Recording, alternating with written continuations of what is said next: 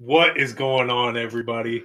My name is Corey, and right next to me, yes, I said next to me, you got your boy Cody, live and in the basement. Well, not really live for you guys, but he is next to me. And just like I did, you're going to hear me clear my throat. You're going to hear him clear his throat, sniffle. We just accidentally, well, not accidentally, we just unintentionally did the one chip challenge. We were going to do the challenge while doing this video, but it was so hot we had to cancel our plans. There is no plans once you put said chip in your mouth, man. So you're going to hear a little bit of that from us. But anyways, we want to talk about we have a couple teams that we want to talk about and how they're doing in this offseason so far. How we thought they did. Basically just kind of, I don't know how to put this word. I don't know the word for it. Basically, we're not really grading anybody, but we're just going through and telling you what we thought. We went through after some of the free agency moves and the offseason still going on currently. We just looked at the team as a whole right now and what teams intrigued us. We picked 3 of them. Corey's doing one, I'm doing one, and then we're going to cover one together. That's pretty much all there is. My favorite team's the Cavs. Obviously, people say cover your favorite team.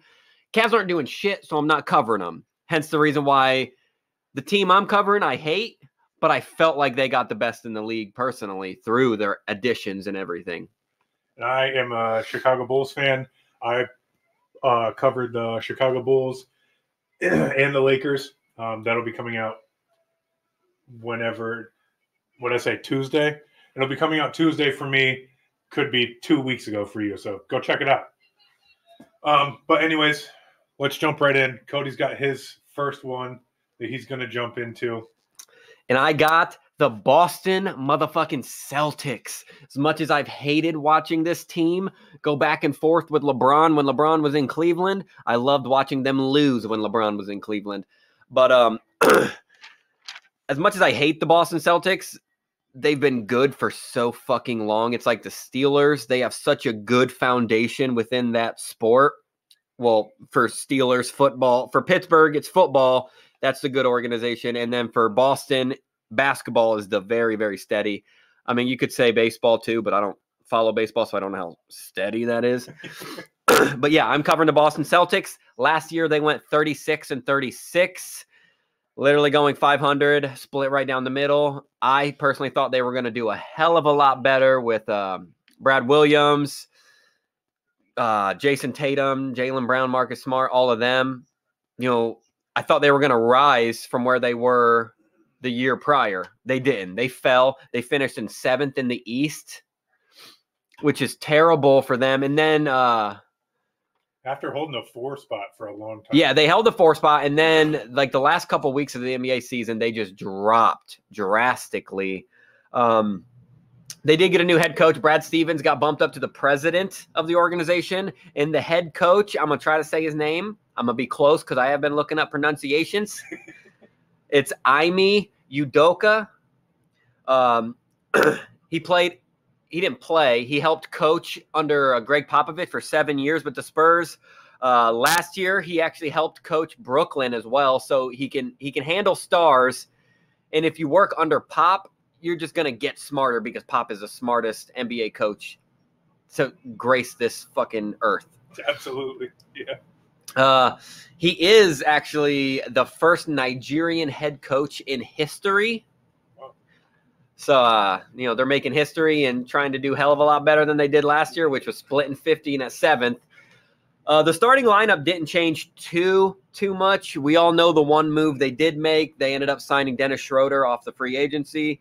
But I'm going to go over their losses real fast, look at what they lost versus what they gained, and then I'm going to go through the lineup and how I think they should do it. I'm sure Udoka is smarter than me in basketball and is going to do what he wants to do, but this is what I would do if I was playing a video game.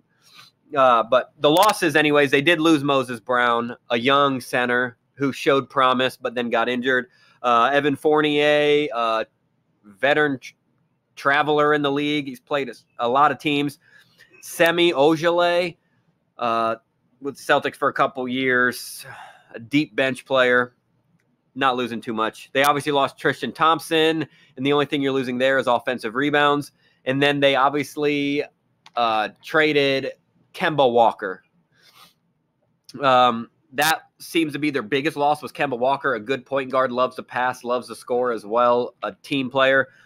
But in his place at point guard, they're going to start Dennis Schroeder. So you're not losing too much more. Dennis Schroeder can pass the ball. Dennis Schroeder can score the ball. You've seen that last year with the Lakers. You've seen that year again with when he was a backup in Atlanta.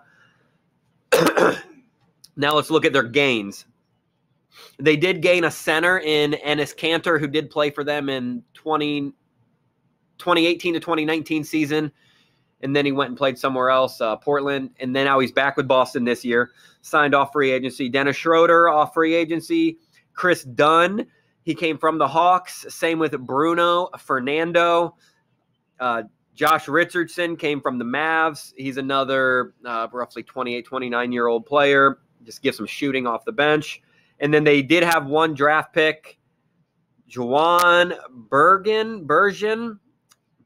He was a Bergeron, thank you. He was a Paris basketball player. He did get taken 45th overall. Celtics have always been good for their drafting, so I'm assuming this is a sneaky pick with how late they did have their only pick.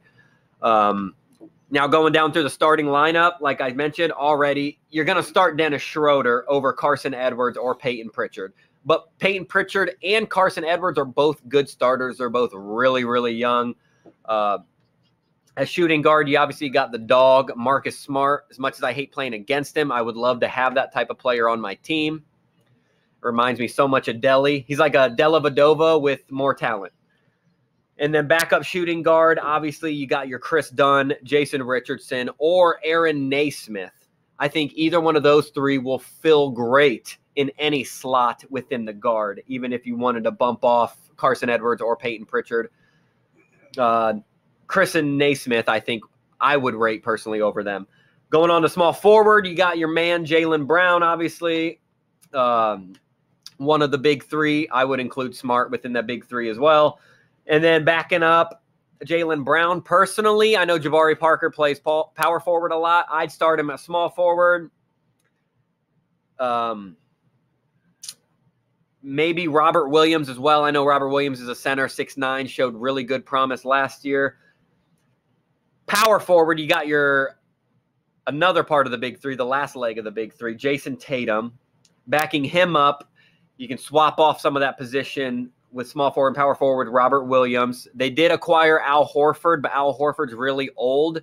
And to me, it looked like they just signed Al Horford to get rid of Kemba's contract, get Horford's small veteran contract, and maybe Horford will retire a Celtics.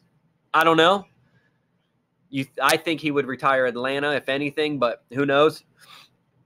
I just don't see too much up a gain in drafting that old of an Al Horford. So I think there's ulterior motives within that. Then we get to the center who starts. Personally, I would say the newly acquired Enes Kanter. He's older. He's shown exactly what he can do time and time again in this league. Grab double-digit rebounds, possibly score double digits on a good night for him. He's not a great scorer, but he's always going to get the rebounds, and he's a wall in front of the basket. Backup center, Bruno Fernando. Big guy, young guy. And then we got Taco Fall. Sprinkle in a little bit of Taco Fall. In the third, I know he's still an unrestricted free agency, so he can technically go wherever the hell he wants without Boston having any say. But if he does stay, Celtics seem to love Taco Fall, even though he's only walked on the court like a total of 3 times. But yeah, that was the Celtics. I do believe they're going to do better next year. I do believe they're going to come within the top 3 in the East under this new management / coaching and some new players. Without injury, yes. Always without injury. Always, yeah. But yeah, like he said, that was the Celtics. I'm going to jump over. When I was scrolling through, I found that the Wizards, their current trades and who they picked up, who they lost, that kind of intrigued me a little bit more. So that's who I'm going to be doing. I'm going to do it in a little different format. I'm just talking mainly about this starting lineup. They went 34 and 38 last year. A big surprise, too. Oh, absolutely. Nobody thought they were doing anything after getting rid of John Wall. So, and with this new lineup that they have, I think they get about 10 more wins. It's tough for me to say for 100%, obviously, but I'm going to say 10 just based on what I see here, without doing too deep of a dive. But jumping into their starters, they picked up Spencer Dinwiddie from the Nets. He averaged about 6, 4, and 3 in what very little games. I think it was like 3 games that he played. He tore an ACL, had surgery on it a little while back. But when he is healthy, this is somebody you can get about 20 points per game out of. Decent free throw shooter, and he doesn't turn the ball over too much. So he is a little dependable is a word that just came to my mind, and I like it in that sentence. I think he's a good fit for this Wizard squad. In shooting guard, obviously you got Bradley Beal. We all saw what he could do last season. Obviously, the star of this Washington team. I'm not going to go too crazy on him. He averaged 31 points a game, second best in the league all of last year. And that's because Curry passed him on the last day of the NBA too. Crazy. I do like their new forward in Kyle Kuzma. I liked him on the Lakers. I just don't think, and this is going to sound weird coming from somebody like me, I don't think he was trained enough. LeBron's tired of teaching these young kids how to play. He just wants to play ball and win rings, apparently. But you'll get about 15 points a game, 6 rebounds, and 2 assists out of Kuzma. He's somebody who I think could be, with the right training, second best talent on a team. He just needs a little bit more time. And I know he's had a few years with the Lakers, but he needs a change. He needs somebody who's willing to teach him. And like I said, LeBron just doesn't want to do it anymore. And what better person to learn from than when you're on the court with Bradley Beal? And I don't see him having a problem with that, obviously. I think Kuzma's athletic. I think he could be a little more aggressive in the paint. He gets about 10, 12 points in the paint per game.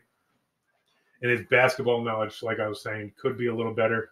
And hopefully that all comes around with this change of scenery. Power forward, Ryu Hachimura, 47% from the field, 32% from 3, averages about 13, 5, and 1. Obviously had a pretty decent season last year. And anyone who has a good year, but also steps it up in the playoffs by about 20% in all categories except for free throws. Obviously, you're keeping him and starting him. So why not? Center, Montrezl Harrell. Now, this is a guy I don't really pay attention to a whole lot when he was playing for the Lakers. But playing alongside somebody like Daniel Gafford, Harrell is someone you can count on for good, productive minutes. He plays pretty good defense. He's a pretty decent shooter at 62%, and he's not afraid to kind of bang you up if he needs to. He's a big dude. So that was pretty much what I thought of their starting squad. There's nothing that I really want to go over with anybody else. But also they traded for Kentavious Caldwell-Pope, obviously from the Lakers, and Aaron Holiday from the Pacers. Drafted Corey, and I might butcher his last name, Corey Kispert. Sounds about right. 15th overall, and Isaiah Todd 21st overall. They lost, and it looks like a lot.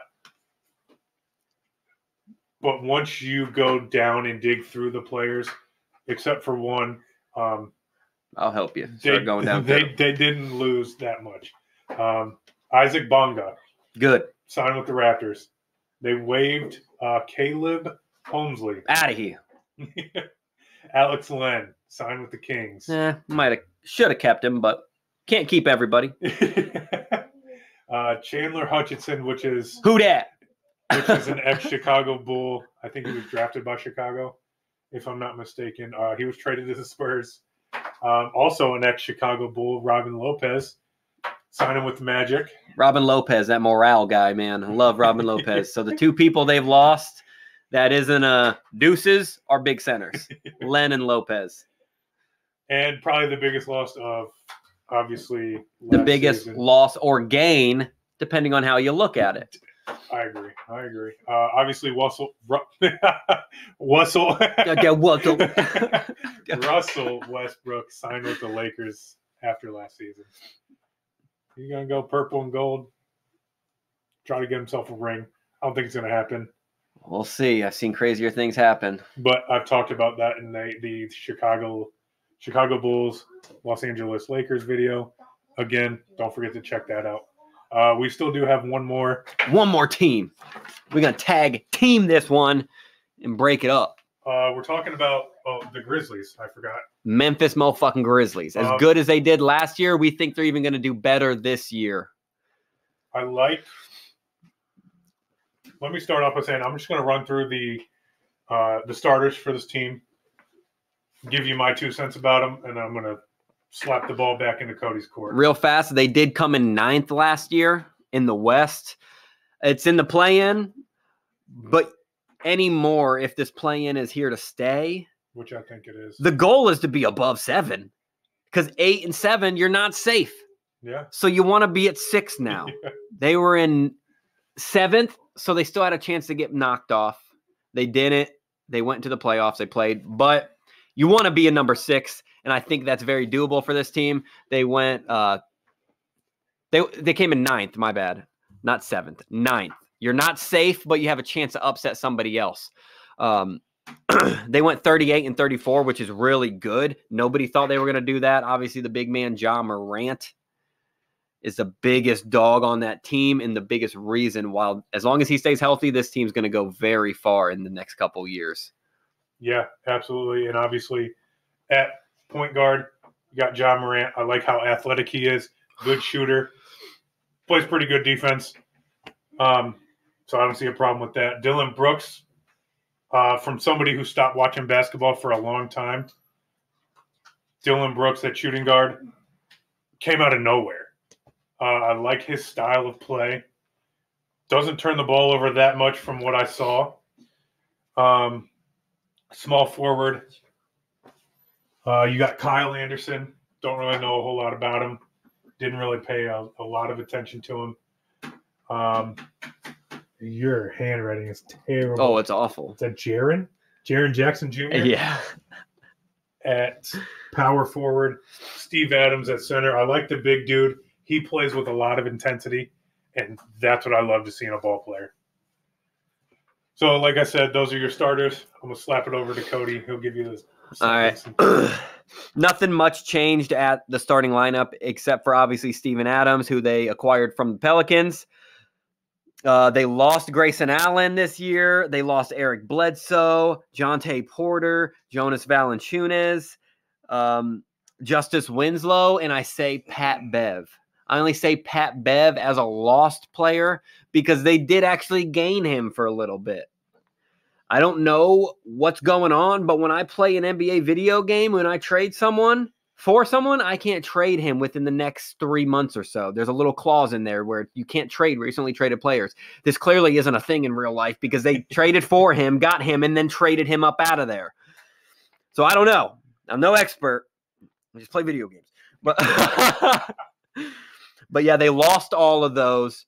They gained Steven Adams, who I already talked about, into the starting lineup, and they gained Pat Bev, who they already lost. They got him from the Clippers, though. They gave him to the where did Pat Bev go? I honestly don't remember. I can't even think of where he went. Keep talking. I'll look it up. Oh, Minnesota. My bad. Yes, you're right. Yeah, Pat Bev went to Minnesota, and they got Jarrett Culver, actually, which was very surprising to me because Jarrett Culver was a great, what was number 6 pick or something out of that year's draft. He didn't really live up to his hype, so they just traded him for Pat Bev, who probably, to be honest, Pat Bev, you're at best a 2.5 on most teams. That third player is going to eclipse you sometimes, depending on what team you're on. They acquired Sam Merrill from the Bucks, Daniel Oturu from the Clips, and also Rajon Rondo from the Clippers. Their draft picks this year were Zaire Williams, hugely hyped, with the 10th pick in the draft, averaged 10 points, 5 rebounds, and 2 assists at Stanford. And then they selected Santi Aldama. I'm sure I butchered that, with the 30th pick in the draft, last pick of the first round, 21 points and 10 rebounds out of Loyola. So just off their gains and losses, I think this team already got better. And then you're not accounting for the second season head coach, Taylor Jenkins, who within his first and this is now going to be his second season. Within his first season as head coach, he actually set 3/5 of the highest scoring months for that club. So the Grizzlies, out of all 5 of their highest scoring averages for the month in history, 3 of them came last year under Taylor Jenkins. So I think only time is going to show improvement. You got, I think, better people on the roster. You got a smart coach who's only going to get better the longer he's there. And then let's get down to this backup spot, because I think that's where most of the coaching would come in. Put your starters out there. They're going to do what they got to do. They're dogs. Your bench is where you kind of need to plug people in at certain times. But at point guard, backing up Ja, I would say Rondo, but then don't start Rondo too much, because Zaire Williams is going to want some playing time. You need to get him some playing time to get him some NBA minutes. See if he's either going to A, transition really well into the NBA, or B, transition really bad. You only know that by putting him out there on the floor.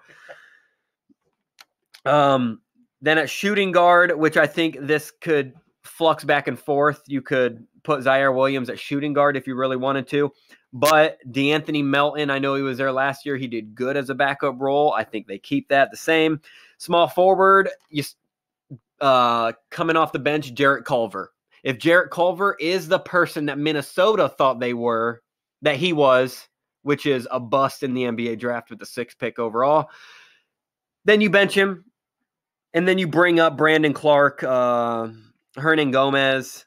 Brandon Clark and Hernan Gomez can also go for power forward as well. And then at center, that's where they're a little bit, I think, stacked. You got your Steven Adams starting, and then you got your Xavier Tillman, really young, did good last year for the type of minutes he played. You got Killian Tilly, who's also really young, 2 years into the league, who's only going to do better with time. But I think this Memphis Grizzlies is going to look for about a 4th or 5th spot in the West this year. And I think Clippers got worse. And I think the Lakers got worse. So I think that's 2 top dog teams that they don't really have to concern themselves with as much. There's not as much stress when you go up against those teams. But that's just personally what I think. But again, these aren't my favorite teams, so I don't really care how they do. I really don't. I think this is how it's going to go. If Cleveland's going to stay at the bottom, I'm going to entertain myself with some other teams. Yeah, I like the moves that they were making. The only thing I would have changed from any of that is I would have kept Grayson Allen, because I liked how consistent he was. He was about a 50%, maybe a little over 50 from the field, and probably about a 48% from 3. But when he took them, 9 times out of 10, you knew he was making them, and they were big shots. So he wasn't afraid to get down and dirty and take those high-pressure shots. And he's a kind of a low-key, a decent ball handler. He's no Kyrie or nothing, but he's somebody you can get good minutes out of. So, I mean, I loved watching him play last year. Corey only says that because he doesn't really watch college.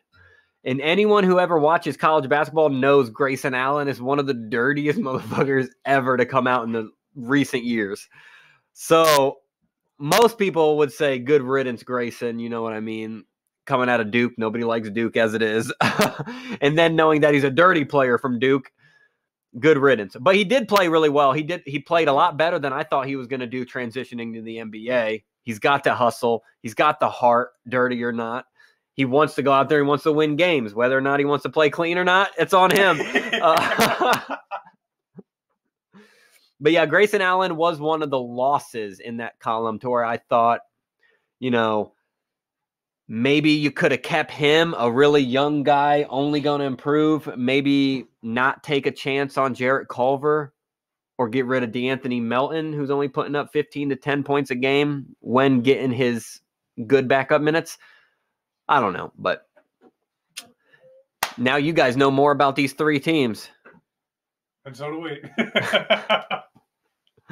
But yeah, I mean, that was pretty much all we had to say.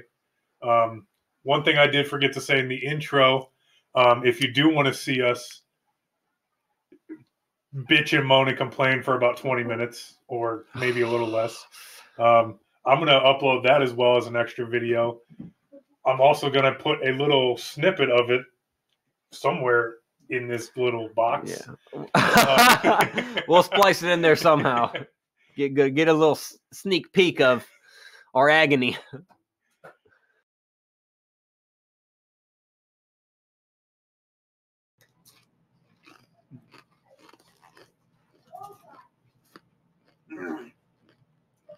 It's so hot. You're chewing for more than 5 seconds too, and it's terrible. The taste is gross. Yeah. Oh, but it is fucking hot. The taste is awful. It's really hot. I'm crying. I'm trying not to move my face too much. I can't breathe. But yeah, that was pretty much it. My name was Cody. No, it wasn't. That's round 7 from the chip. Brain damage. My name was Corey. That's your boy Cody in the budget basement. Next time we'll just have to ask our moms what our names are, just so remind him maybe. I have to write it on my hand. My name's Cody. But don't forget to hit that like button, comment, and subscribe. Follow us on Facebook and Twitter. Again, we're Ballers on a Budget, and we'll see you on the next one. Peace.